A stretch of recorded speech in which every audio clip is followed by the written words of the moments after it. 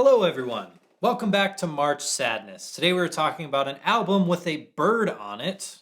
Kind of running out of ideas for topics, but we're picking Capstan's album, Restless Heart Keep Running.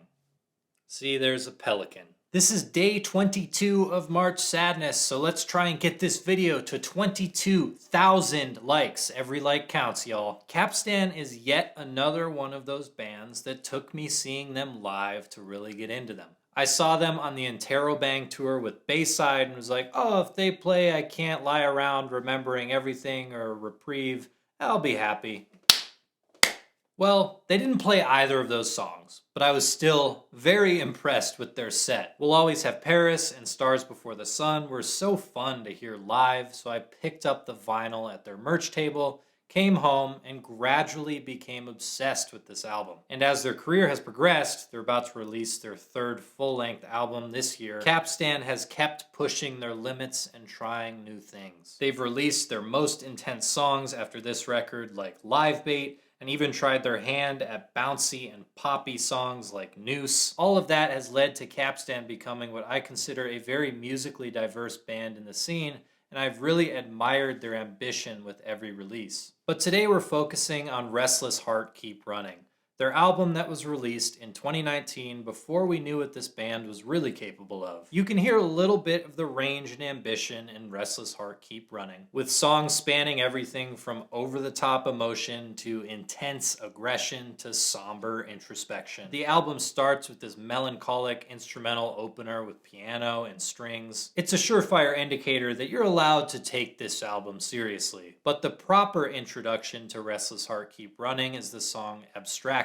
It's got this weird and maybe unintentional fourth wall break that feels like they're recognizing that you are a person listening to the album and they're thanking you for being here and asking you to stay a while to boost watch time and retention. The only thing missing is for them to ask you to like and subscribe. Abstracted keeps the piano but uses it to lead into one of the biggest strengths in Capstan, the creative and highly satisfying guitar work. In a scene filled with musicians who simply get the job done, Capstan make it abundantly clear that this is a band full of dudes who can really play. And Abstracted is magnificent. There's just no way around it for me. It keeps ramping up and outdoing itself to the point where you wonder at the end of this song, does Capstan have any gas left in the tank? Well, settle in because there's 40 minutes left of this album and plenty of energy to go around. Along that runtime, you'll encounter humongous choruses like on We'll Always Have Paris.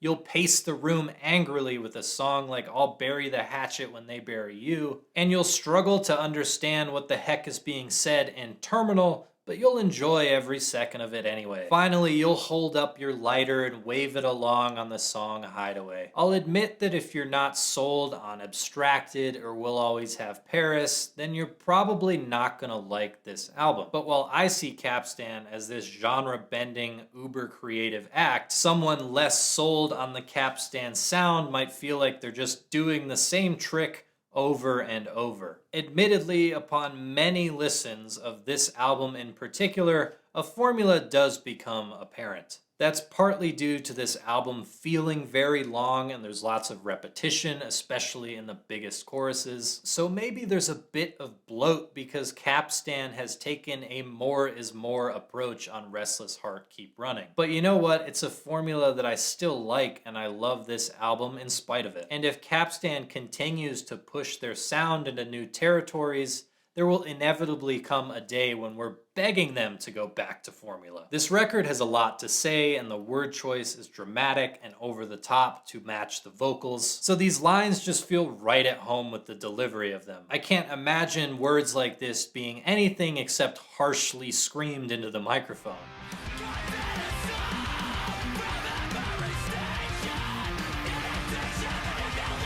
I was spinning this album a lot in preparation for this March Sadness episode, and really, I love it. Honestly, the entire runtime. But it's one of the few albums that I love, especially albums that I've revisited for March Sadness, that I don't really connect with lyrically anymore. There's plenty of lines that hit hard, and that's probably just because of the sheer number of lines that there are. Of course, I'm going to find one or two that really hit home. But I'm way more sold on Anthony's performance, the complexity of the instrumentations, and the harmonies and screams of the backing vocalists. Restless Heart Keep Running is a very satisfying way for me to blow off some steam. But today in 2024, I have a much healthier relationship with anger and frustration than I did in 2019. I'm much more capable of letting the anger go when I start feeling it these days. So while I listen to this album and still have a great time with it, or when I'm at a live show with Capstan and I'm still really getting into this music, when I take the headphones off or step out of the venue,